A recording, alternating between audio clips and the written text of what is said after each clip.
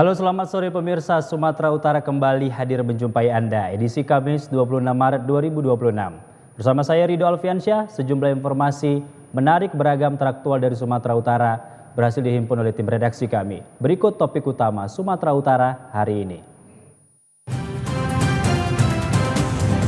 Hari pertama kerja, puluhan ASN terlambat ikut apel di Pemkab Asahan. Waspada suhu panas capai 36 derajat Celcius di Kota Medan dan sekitarnya. Polisi jaga rumah warga yang ditinggal mudik.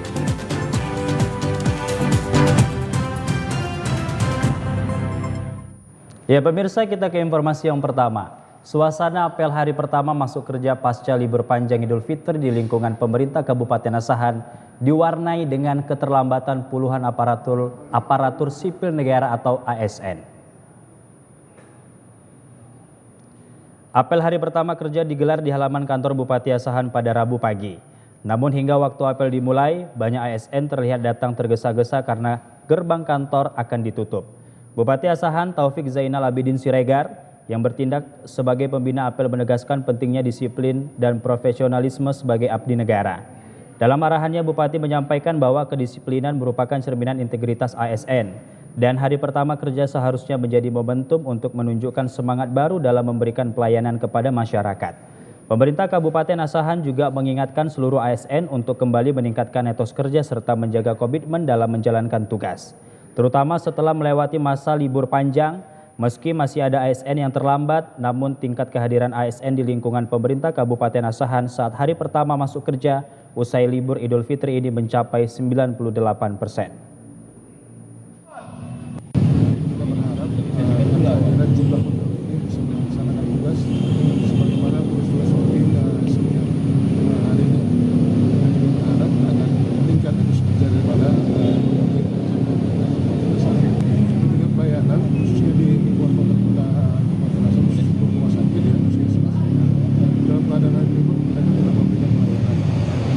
Hari ini pusat pelayanan di beberapa PD seperti Capil, kemudian di dinas kesehatan, sosial itu tetap melaksanakan oleh ASN. Tingkat kehadiran aparatur sipil negara atau ASN dan pegawai pemerintah dengan perjanjian kerja atau P3K di lingkungan pemerintah Kota Binjai mencapai sekitar 98% pada hari pertama masuk kerja pasca libur Lebaran kemarin pagi. Apel perdana yang digelar di halaman Pemko Binjai yang dipimpin langsung oleh Wali Kota Binjai, Amir Hamzah. Dalam pelaksanaan apel tersebut, kehadiran ASN terpantau tinggi. Meskipun masih terdapat beberapa pegawai yang tidak hadir, pihak Pemko Binjai menyampaikan bahwa sebagian ASN yang tidak hadir telah memberikan keterangan jelas, seperti sakit maupun izin resmi dari atasan langsung. Namun, bagi ASN yang tidak hadir tanpa keterangan jelas akan dikenakan sanksi sesuai aturan yang berlaku. Selain itu, kedisiplinan juga diterapkan secara ketat dalam pelaksanaan apel. Sejumlah ASN yang datang terlambat tidak diperbolehkan mengikuti apel oleh petugas Satpol PP yang berjaga di pintu utama hingga kegiatan selesai. Alhamdulillah hari ini kita baru selesai melaksanakan apel, dilanjutkan dengan acara bersalam-salaman, bermaaf-maafan, maaf lahir dan batin, dan alhamdulillah hari ini juga di Rut Bank Sumut yang baru ikut bersama kita dalam rangka halal bihalal tahun 1447 Hijriah. Ya. Nah, alhamdulillah tingkat kehadiran ASN di angka 98%. Yang 2% itu kemarin ada izin, ada yang sakit, ya. Kita memaklumi itu dan saya mengimbau pada seluruh ASN untuk lebih meningkat dengan etos kerja, kinerja dan rangka memberikan pelayanan yang terbaik kepada masyarakat Kota Binjai. Ini dilakukan sebagai bentuk penegakan disiplin dan komitmen pemerintah Kota Binjai dalam meningkatkan kinerja aparatur, khususnya setelah libur panjang Hari Raya Idul Fitri 2026. Pada hari pertama masuk kerja usai libur panjang Lebaran, Sekretaris Daerah Padang Lawas, Panguhum Nasution melakukan sidak kehadiran ASN di sejumlah kantor dinas guna memastikan tidak ada ASN yang bolos tanpa alasan yang jelas. Sekretaris Daerah Kabupaten Padang Lawas melakukan sidak ke sejumlah kantor dinas yang merupakan pelayanan publik bagi masyarakat. Dinas yang dikunjungi untuk disidak diantaranya Dinas Perizinan, Dinas Catatan Sipil dan Rumah Sakit Daerah, serta seluruh puskesmas yang ada di 17 kecamatan di Kabupaten Padang Lawas. Hal ini bertujuan agar para aparatur sipil negara dalam pelayanan kepada masyarakat berjalan normal seperti biasanya. PLT Kepala Puskesmas Tanjung Botung, Ekdis Sumiati Daulay, mengatakan bahwa di hari pertama kerja seluruh staf puskesmas hadir dan kegiatan di puskesmas berjalan normal seperti hari biasa. Alhamdulillah, staf kita untuk Puskesmas Tanjung Botung sudah kembali seperti biasa, buka seperti biasa, pelayanan untuk masyarakat sudah semaksimal mungkin seperti hari-hari biasa.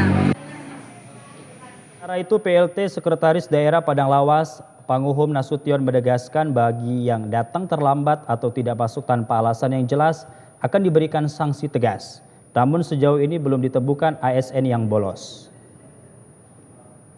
Pelayanan publik tetap kita monitoring supaya tidak terjadi gangguan pelayanan terhadap masyarakat kita. Persentase kehadiran pegawai bagus.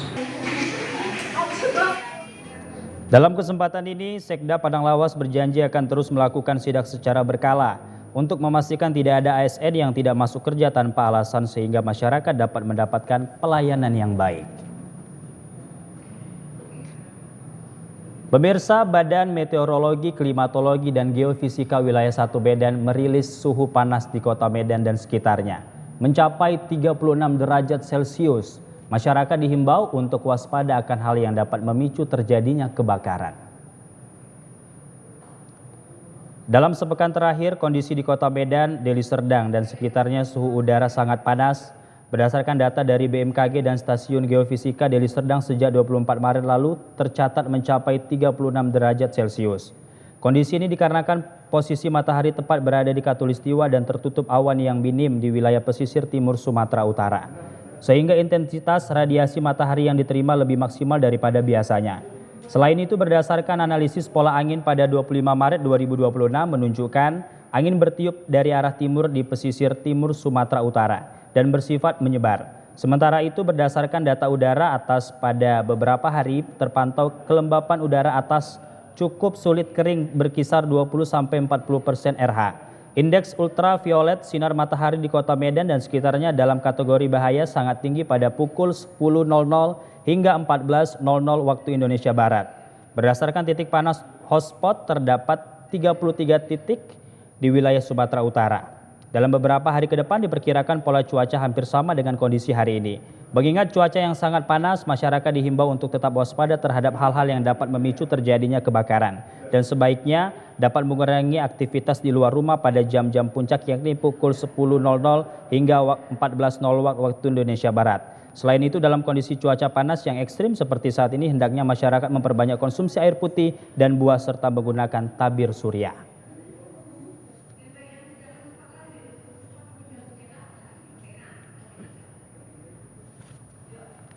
Pemirsa, suhu panas yang terjadi di Kota Medan dan sekitarnya dalam beberapa hari terakhir ini diharapkan menjadi perhatian masyarakat dan semua pihak. Lantas, bagaimana masyarakat mewaspadai suhu panas yang mencapai 36 derajat Celcius tersebut? Saat ini kita telah terhubung dengan Ibu Marta Madurung selaku PMG Madya BMKG Wilayah 1 Medan. Halo, selamat sore Ibu Marta. Halo, selamat sore Ibu Marta. Halo, selamat sore. Ya, kabar baik Ibu? Baik Bapak, terima kasih. Alhamdulillah. Baik Ibu. Pertama, boleh dijelaskan dengan kami, nah apa yang menyebabkan terjadinya suhu panas di wilayah Medan dan sekitarnya Ibu? Terima kasih Pak. Kondisi wilayah Sumatera Utara saat ini, khususnya di sisi timur Sumatera Utara, cuaca cenderungnya adalah cerah berawan. Di mana itu dikarenakan wilayah Sumatera Utara saat ini berada untuk posisi matahari berada di ekuator pada tanggal 23 Maret kemarin. Itu mengakibatkan cuaca cenderung cerah sehingga radiasi matahari langsung dapat dirasakan oleh masyarakat khususnya di wilayah Sumatera Utara pesisir timur. Selain pada itu juga dikarenakan angin umumnya bertiup dari arah timur di mana mengakibatkan massa udara kering bertiup sangat banyak untuk wilayah Sumatera Utara khususnya pesisir timur. Ya, Pak. Baik Ibu. Ibu Marta, jika suhu panas mencapai 36 derajat Celcius, apa yang harus menjadi perhatian masyarakat? Nah, bagaimana masyarakat bisa mewaspadai akan hal tersebut, Ibu Marta? Pak, tolong diulang Pak, saya kurang jelas. Ya, jika suhu panas 36 derajat Celcius, apa yang harus menjadi perhatian masyarakat, Ibu? Untuk masyarakat sebaiknya diharapkan mengurangi kegiatan-kegiatan aktivitas luar ruangan khususnya pada jam 10 hingga jam 2 siang di mana sinar ultraviolet pada jam-jam segitu berada dalam kategori bahaya sangat tinggi. Dan demikian juga masyarakat diharapkan menggunakan tabir surya yang cukup lalu mengurangi dehidrasi dengan banyak minum air putih. Diperkirakan kondisi cuaca cerah berawan seperti ini hingga 2 atau 3 hari ke depan, Pak. Baik, tadi Ibu telah menyampaikan beberapa saat ini suhu panas yang mungkin bisa terjadi sangat ekstrim ke depan. Nah, Ibu Marta boleh dijelaskan apakah suhu panas ini bisa terjadi dalam waktu yang sangat lama? Untuk cuaca pada cerah berawan ini diperkirakan berlangsung tidak cukup lama lagi, di mana dari kami diperkirakan 2-3 hari ke depan ini akan wilayah Sumatera Utara akan diperkirakan berpotensi hujan hingga sedang yang merata di seluruh wilayah Sumatera Utara. Dan kita tahu pada saat ini untuk wilayah pesisir barat umumnya masih berada di dalam kategori musim hujan, namun untuk pesisir timur umumnya pada musim kemarau. Baik Ibu. Nah, Ibu Marta berbicara terkait dengan hotspot ya. Juga dapat memperparah suhu panas. Nah, apakah suhu panas di Kota Medan ada kaitannya dengan hotspot tersebut, Ibu? Baik, kalau untuk suhu panas sendiri biasanya karena tidak ada hujan Pak ya. Jadi sehingga selama dalam seminggu terakhir ini memang terjadi peningkatan titik panas di wilayah Sumatera Utara khususnya di bagian pesisir timur. Pada tanggal 23 Maret 2026 kemarin titik panas tercatat mencapai 33 titik panas yaitu di wilayah Sahan, Labuan Batu. Demikian juga pada tanggal 25 Maret 2026 kembali mengalami peningkatan menjadi 47 titik panas yaitu di wilayah Deli Serdang, Asahan, Labuan Batu dan Labuan Batu Utara serta sebagian Simalungun. Dan lalu diperkirakan bila dalam 2-3 hari ke depan terjadi hujan, maka titik panas diharapkan akan mengalami penurunan. Iya, banyak sekali daerah-daerah baik di Kota Medan, Deli Serdang dan sekitarnya yang akan memperparah dengan kondisi tersebut ya Ibu ya. Nah, boleh dijelaskan Ibu kalau kita bicara tentang kecepatan angin sendiri, seperti apa proses kecepatan angin tersebut Ibu? Seminggu terakhir ini kecepatan angin di wilayah Sumatera Utara berdasarkan data pantauan dari kategori 1 cenderung dalam kategori normal semuanya. Namun untuk WNI berdasarkan pembacaan dari Stamed Kuala Namu yang ada di Bandar Kuala Namu, tercatat kecepatan angin sini mencapai sekitar 30 km per jam, namun pada saat itu masih dalam kategori normal. Di mana kita tahu kalau misalnya cuaca ekstrim dan angin kencang itu tercatat bisa mencapai 50 km per jam. Jadi hingga pada saat ini tidak ada terjadi angin kencang di wilayah Sumatera Utara di pesisir timur. Baik, selanjutnya Ibu Marta, nah apakah saat ini di wilayah Sumatera Utara secara umum sudah masuk dalam musim kemarau? Ya, hingga saat ini berdasarkan pantauan dari Stasiun Meteorologi Sumatera Utara, tercatat sekitar 65% wilayah Sumatera Utara masih dalam kategori musim kemarau seperti wilayah sebagian Langkat, Kota Medan, Deli Serdang, Serdang Bedagai, Asahan, Labuhan sebagian dari Labuan Batu Utara, dan Labuan Batu Selatan. Sedangkan 35% lainnya berada dalam kategori musim hujan, yaitu di hampir seluruh wilayah pesisir barat Sumatera Utara. Dan diperkirakan memasuki awal bulan April nanti terjadi peningkatan curah hujan yang merata di wilayah Sumatera Utara. Baik, Ibu Marta, berbicara terkait dengan kegiatan masyarakat, aktivitas masyarakat, suasana libur lebaran masih terasa. Nah, apa yang harus diwaspadai oleh masyarakat saat ini, khususnya yang berkunjung ke objek wisata? Untuk masyarakat yang berkunjung ke objek-objek wisata, diharapkan agar tetap memantau informasi cuaca dari media-media sosial BMKG seperti info BMKG ataupun info BMKG Sumut. Kami di situ secara berkala menyampaikan informasi perakiran cuaca di setiap tempat wisata yang ada di Sumatera. Lalu bila kita berada di tempat-tempat yang cukup panas, seperti kita mengurangi kegiatan aktivitas di tempat seperti pada jam-jam di mana indeks ultraviolet yang sangat bahaya sangat tinggi pada jam 10 hingga jam 2 siang. Lalu masyarakat juga sebaiknya mengurangi dehidrasi dengan sering-sering minum air maupun memakan buah yang segar dan tidak lupa menggunakan tabir surya atau sunscreen. Terima kasih. Baik, Ibu Marta. Ibu Marta, boleh dong sedikit dijelaskan apakah fenomena suhu yang mencapai 36 derajat Celcius ini berkaitan dengan perubahan iklim global? Ya, baik, berdasarkan data pengamatan yang kami kumpulkan selama 10 tahun terakhir, suhu yang mencapai 36 derajat Celcius belum merupakan suhu ekstrim. Di mana suhu ekstrim adalah suhu bila mencapai plus 3 derajat daripada suhu normalnya. Pada bulan Maret, suhu maksimum untuk normal sendiri adalah 33,3 derajat Celcius, lalu tanggal 3 menjadi 36,3 sehingga menjadi 36,3 dikatakan ekstrim. Sedangkan kemarin masih mencapai 36 derajat Celcius dan dikategorikan belum mencapai suhu ekstrim pada bulan Maret 2026 kemarin. Memang terjadi peningkatan suhu setiap tahunnya dari tahun ke tahun untuk wilayah Sumatera Utara, sehingga masyarakat diharapkan tetap memperhatikan bagaimana kondisi lingkungan masing-masing dengan cara mengurangi penebangan hutan seperti itu. Baik Ibu Marta. Terakhir Ibu Marta, boleh diberikan pesannya kepada masyarakat secara umum, secara luas, Kota Medan dan Sumatera Utara bahkan sekitarnya untuk menjalankan aktivitas agar lebih waspada dengan situasi saat ini.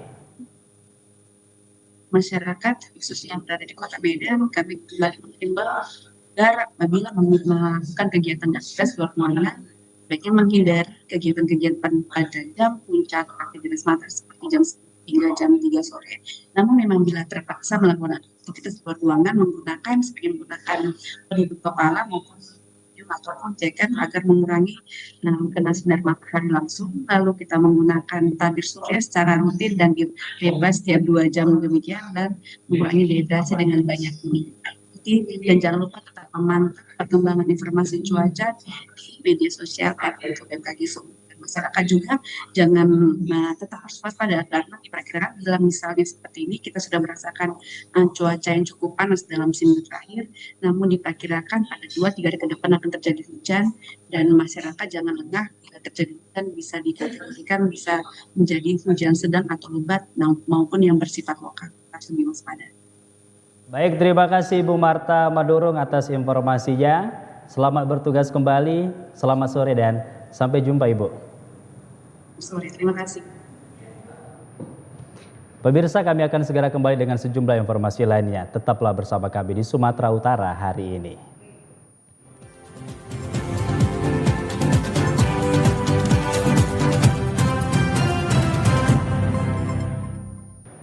Terima kasih Anda masih bersama kami. Pemirsa, arus balik lebaran di Terminal Kota Sibolga hingga kini masih terpantau normal dan belum ada terlihat aktivitas peningkatan dari jumlah penumpang yang akan berangkat maupun yang baru tiba di Terminal Kota Sibolga. Saat ini sejumlah tiket untuk armada bus dengan berbagai tujuan kota di Sumatera dan antar provinsi hingga kini masih banyak tersedia di Terminal Kota Sibolga. Terlihat tidak adanya antrian pembeli tiket yang dilakukan calon penumpang di tiap loket penjualan tiket. Bahkan armada bus dengan berbagai tujuan khususnya untuk kota di Sumatera Utara juga masih banyak tersedia. Selain itu, tumpukan para calon penumpang juga belum terlihat ramai di areal kawasan terminal. Menurut Kepala Pos Pengamanan Lebaran Polres Kota Sibolga, arus mudik balik Lebaran hingga kini belum terlihat peningkatan jumlah penumpang yang cukup signifikan, meski libur cuti Lebaran telah berakhir. Diperkirakan keramaian penumpang di Terminal Kota Sibolga akan terjadi pada akhir pekan ini lantaran bersamaan dengan berakhirnya libur Lebaran anak sekolah. Dapat kami informasikan bahwasannya untuk arus balik di Lebaran ini masih normal, hingga saat sekarang ini mengalami kenaikan tidak seperti signifikan.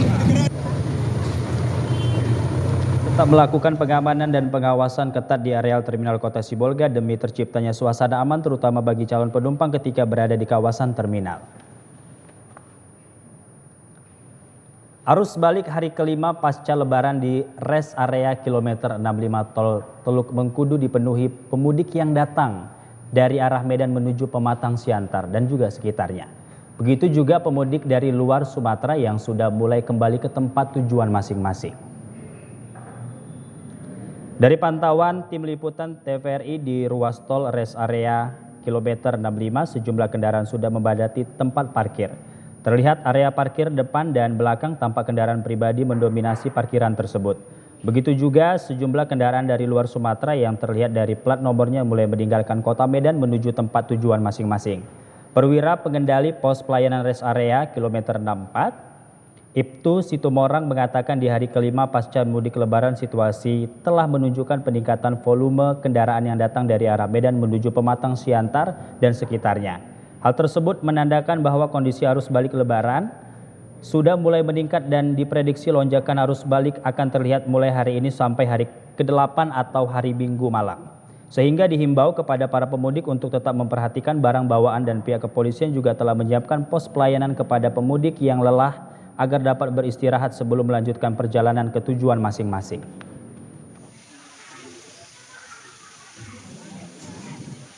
Kriminalitas di Kota Medan membuat Polrestabes Medan harus ekstra ketat dalam menjaga keamanan dan ketertiban masyarakat terutama dalam masa mudik Lebaran. Musim mudik Lebaran juga harus diwaspadai dengan potensi meningkatnya angka kriminalitas. Terkhusus di Kota Medan yang hingga kini masih menempati posisi tertinggi daerah rawan kriminalitas. Sehingga musim mudik Lebaran membuat pihak kepolisian Polrestabes Medan harus memperhatikan secara teliti segala kemungkinan terjadi tindak pidana kriminal. Karena di masa mudik Lebaran, potensi rumah yang ditinggal pemiliknya mudik menjadi pekerjaan yang serius bagi kepolisian terutama dalam melakukan langkah preventif dan antisipatif.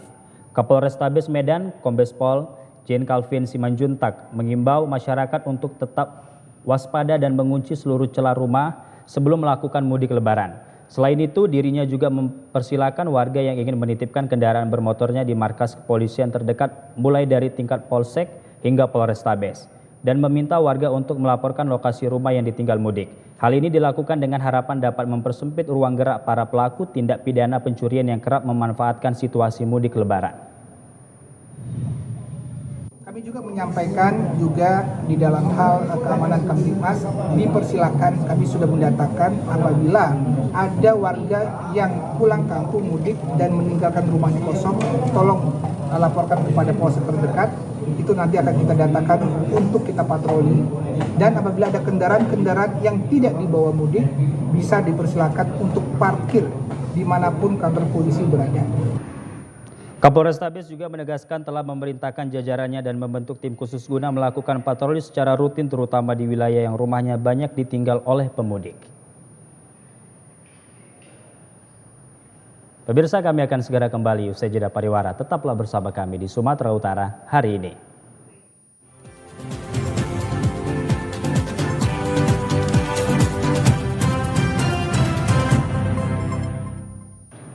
Ya pemirsa, Menteri Perumahan dan Kawasan Permukiman Republik Indonesia, Marwarar Sirait, melakukan kunjungan kerja di Kabupaten Samosir untuk meninjau kawasan permukiman yang akan direnovasi secara fisik pada bulan Mei 2026 mendatang. Kunjungan Menteri Perumahan dan Kawasan Permukiman Republik Indonesia kali ini berfokus di dua lokasi permukiman di Kecamatan Simanindo, yakni Desa Tomok dan Desa Tomok Parsauran. Kawasan ini mencakup total luas 41,80 hektar. Dengan rincian di Desa Tomok seluas 29,86 hektar terdapat 12 titik dan di Desa Tomok Parsauran seluas 11,94 hektar terdapat 13 titik. Sehingga anggaran yang dialokasikan mencapai lebih dari 11 miliar rupiah. Langkah ini bertujuan untuk memberikan hunian yang layak, bahkan juga mampu menggerakkan perekonomian masyarakat dan menjaga keindahan kawasan wisata Danau Toba. Kita meminta data untuk rumah-rumah yang untuk dibedah dan juga program-program kawasan kumuh untuk tidak kumuh lagi. Jadi sudah lihat banyak sekali titiknya, puluhan titik ya, dan juga ratusan yang kita akan perbaiki. Itu sudah bisa disampaikan besok dan saya akan tunggu besok ya. Karena Pak Bupati tepati janjinya ya. Jadi saya senang kalau kepala daerahnya seperti Pak Bupati dan jajaran kementerian kami bisa bekerja sama dengan baik.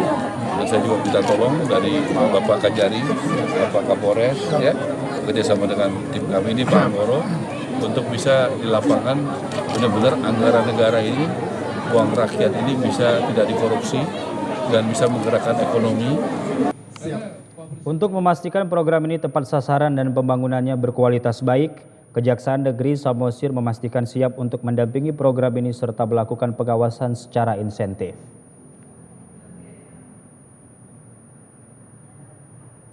Kami menyatakan siap untuk mendampingi untuk kelancaran supaya tidak ada kebocoran-kebocoran keuangan negara, supaya tepat sasaran dan punya kualitas yang lebih bagus sehingga masyarakat dapat menikmati dengan baik hasilnya.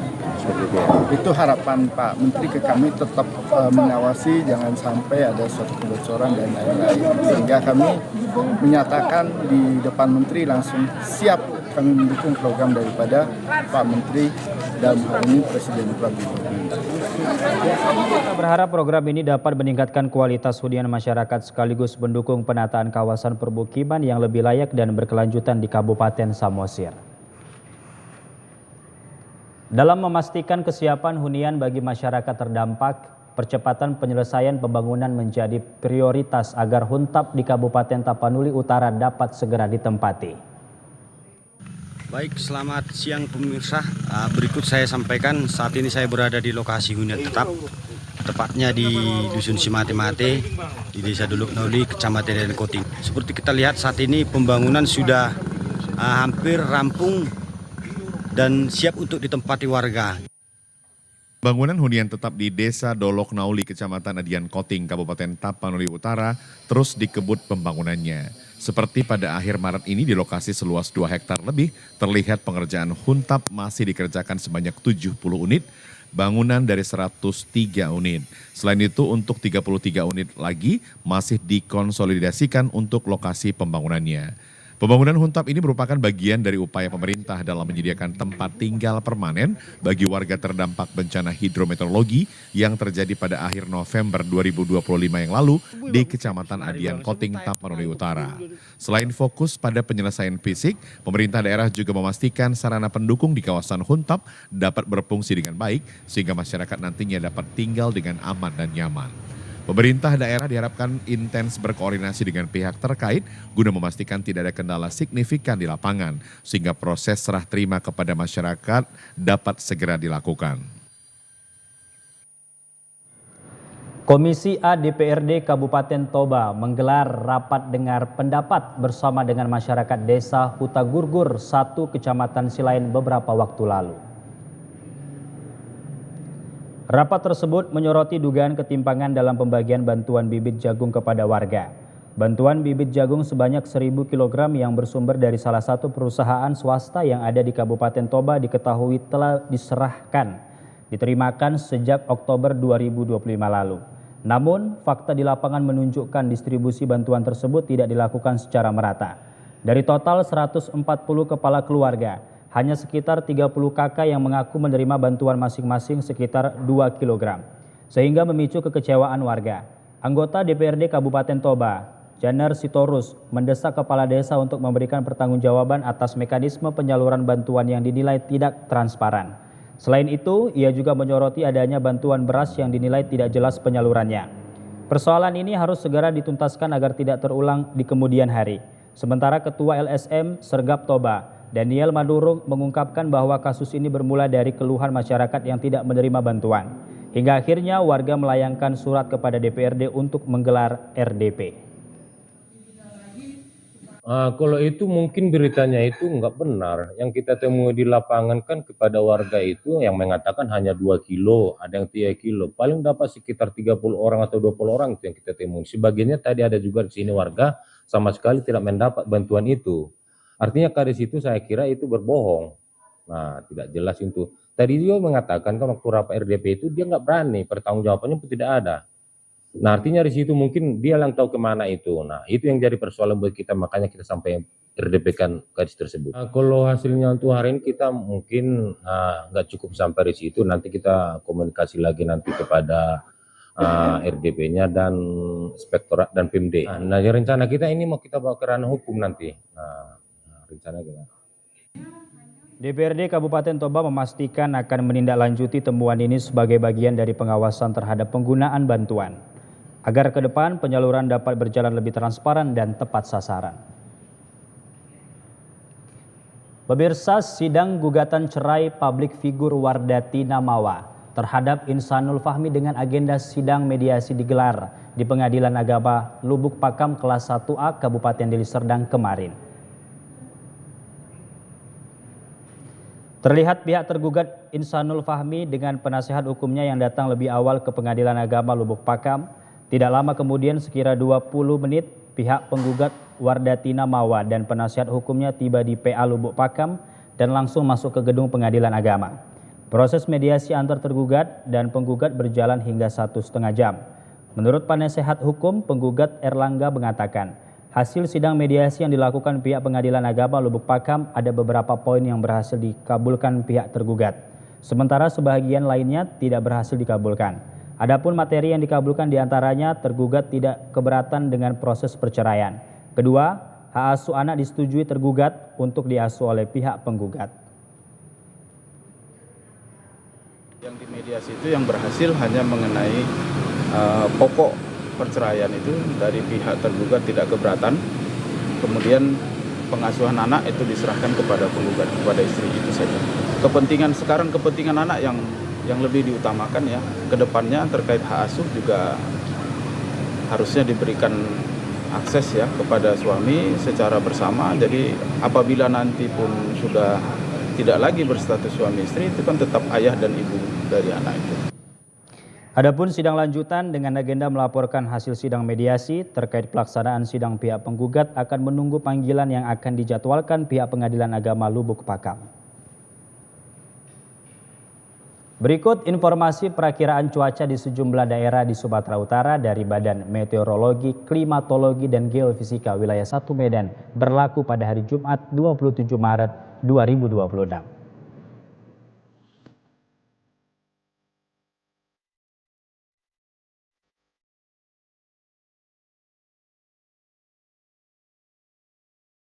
Halo Sobat BMKG, senang sekali saya Fauziah Fitri Damanik, Prakirawan BBMKG Wilayah 1 Medan akan memberikan informasi perakiraan cuaca untuk esok hari, Jumat 27 Maret 2026 di wilayah Provinsi Sumatera Utara. Pagi hari secara umum cerah berawan dan berpotensi hujan ringan di wilayah Padang Sidempuan, Labuan Batu Selatan, Toba, Humbang Hasundutan, Padang Lawas Utara, Papak Barat, Tapanuli Selatan, Tapanuli Utara, Tapanuli Tengah, Labuan Batu Utara, Mandailing Natal, Nias Selatan, Padang Lawas, dan sekitarnya. Untuk siang hingga sore hari diperkirakan berawan dan berpotensi hujan ringan di Toba, Medan, Padang Sidempuan, Sibolga, Labuan Batu Selatan, Asahan, Dairi, Deli Serdang, Humbang Hasundutan, Karo, Gunung Sitoli, Padang Lawas Utara, Papak Barat, Samosir, Simalungun, Tapanuli Selatan, Tapanuli Tengah, Tapanuli Utara, Labuan Batu Utara, Langkat, Mandailing Natal, Kepulauan Nias, Padang Lawas, dan sekitarnya. Untuk malam hari diperkirakan berpotensi hujan ringan di sebagian besar wilayah Sumatera Utara. Untuk dini hari diperkirakan berawan dan berpotensi hujan ringan di Kepulauan Nias, Tapanuli Tengah, Padang Lawas, dan sekitarnya. Suhu udara berkisar antara 13 hingga 35 derajat Celcius, kelembaban udara berkisar antara 50 hingga 100%, angin bertiup dari selatan hingga barat daya dengan kecepatan 4 hingga 9 km per jam. Untuk titik panas, berdasarkan pantauan citra satelit tanggal 25 Maret, terdapat sekitar 47 titik panas di wilayah Sumatera Utara yang tersebar di Asahan, Karo, Medan, Labuan Batu Selatan, Labuan Batu Utara, dan Langkat.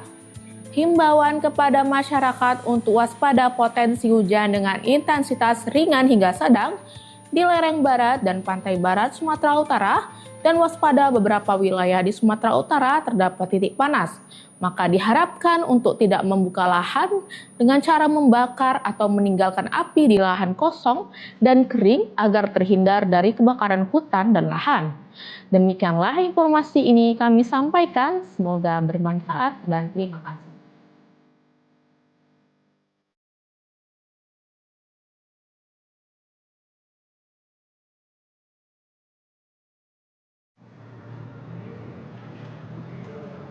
Ya pemirsa, kami akan sampaikan informasi yang telah kami rangkum dalam segmen Lintas Andalas.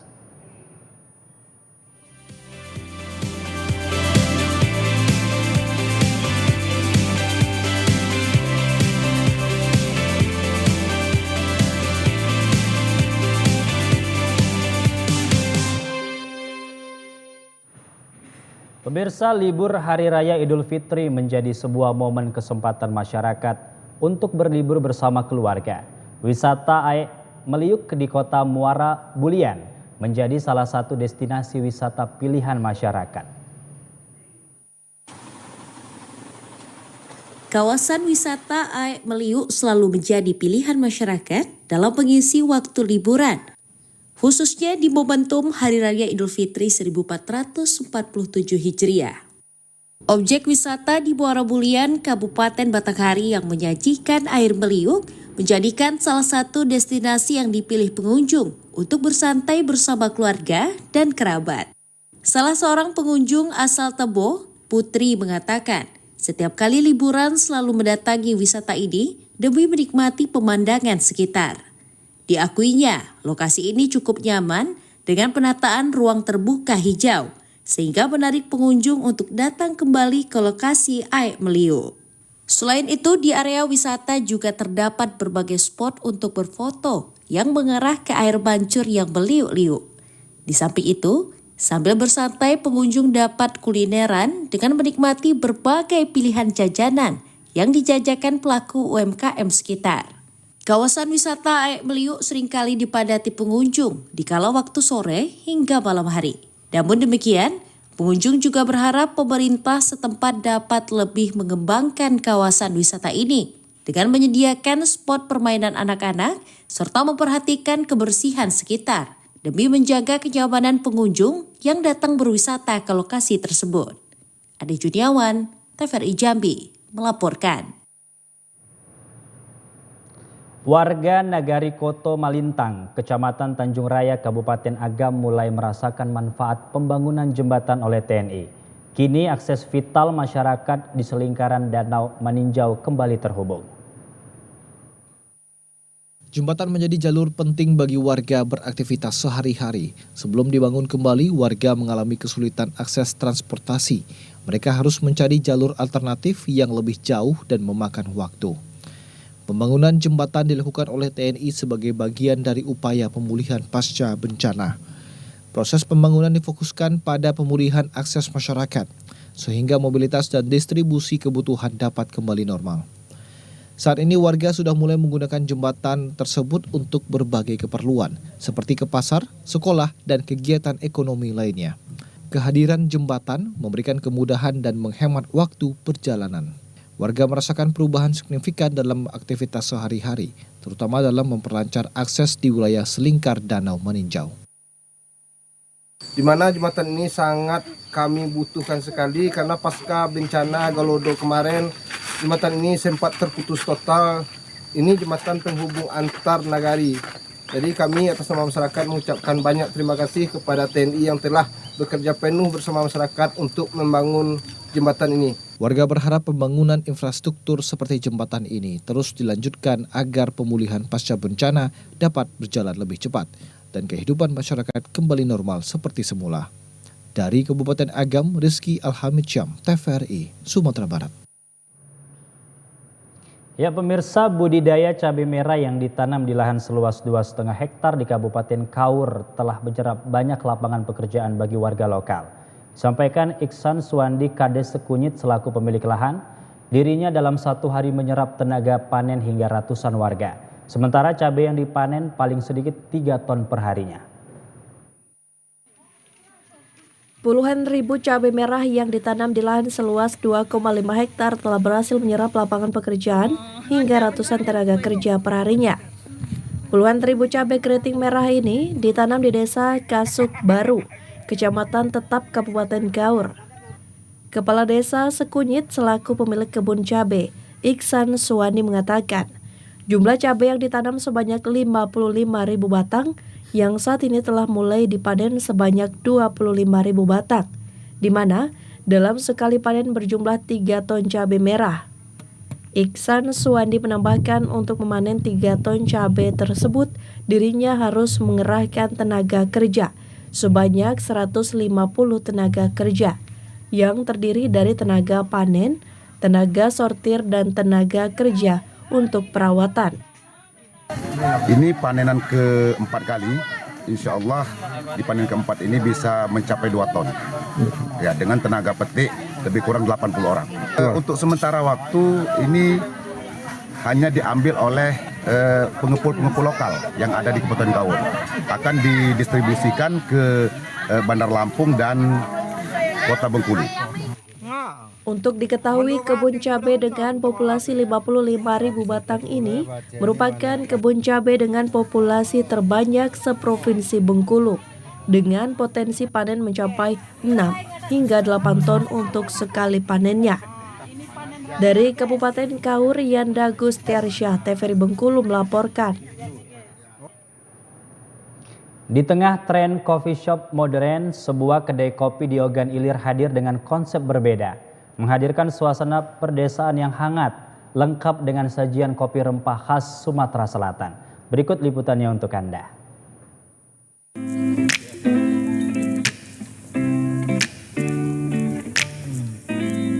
Tradisi menikmati kopi kini semakin beragam. Salah satunya dengan hadirnya konsep kedai yang mengusung suasana berbeda dari biasanya. Di Kabupaten Ogan Ilir, sebuah coffee shop unik bernama Omah Bingen hadir menawarkan pengalaman ngopi dengan nuansa pedesaan yang penuh nostalgia. Mengusung konsep ala desa, Omah Bingen menghadirkan suasana sederhana dengan sentuhan dekorasi bernuansa jadwal. Berbagai hiasan lawas turut memperkuat kesan tempo dulu, membuat pengunjung seolah diajak kembali ke suasana kampung yang tenang dan akrab. Konsep yang dihadirkan ini menjadi daya tarik tersendiri di tengah menjamurnya coffee shop modern. Suasana yang tenang, sederhana, dan jauh dari hiruk-pikuk perkotaan membuat tempat ini cocok menjadi pilihan untuk bersantai, berkumpul, maupun melepas penat. Tidak hanya dari segi tempat, menu yang ditawarkan juga mengusung kesederhanaan khas perdesaan. Beragam cemilan tradisional menjadi pelengkap yang pas untuk menemani waktu bersantai para pengunjung. Kalau untuk minuman sendiri, mungkin ada yang best sellernya kami di sini ialah rempah, Mbak. Itu juga banyak yang pengen dicari orang dan ditemui orang. Itu beberapa produk rempah itu emang kami ekstrak dan kristalisasi sendiri, Mbak, dari bahan mentah menjadi powder. Nah, kami juga untuk kopi Sumatera Selatan, kami juga pakai kopinya Semendo, Mbak, dan Pagar Alam kan. Salah satu menu andalan di Omah Bingen adalah kopi rempah yang menjadi best seller di tempat ini. Menggunakan biji kopi pilihan dari daerah Semendo dan Pagar Alam. Minuman ini menghadirkan cita rasa khas yang dipadukan dengan rempah-rempah, menciptakan sensasi hangat dan berbeda dari kopi pada umumnya. Sebenarnya emang hobi di kopi sih lebih tepatnya. Terus saya datang ke Omah Bingen dan Omah Bingen itu membawa nuansa rempah di sini. Jadi untuk minuman yang dikedepankan Omah Bingen itu adalah rempah.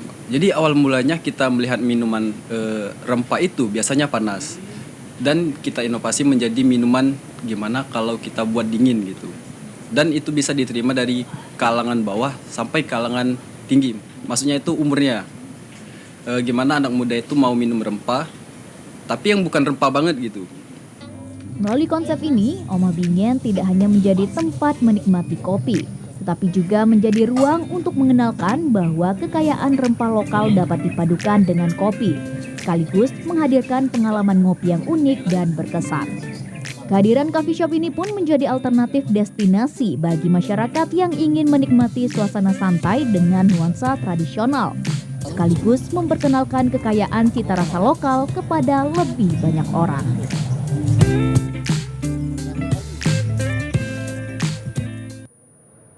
Demikian informasi tadi menutup perjumpaan kita pada sore hari ini. Mewakili seluruh kerabat kerja yang bertugas, saya Ridho Alfiansyah mengucapkan terima kasih atas perhatian Anda. Selamat sore dan sampai jumpa.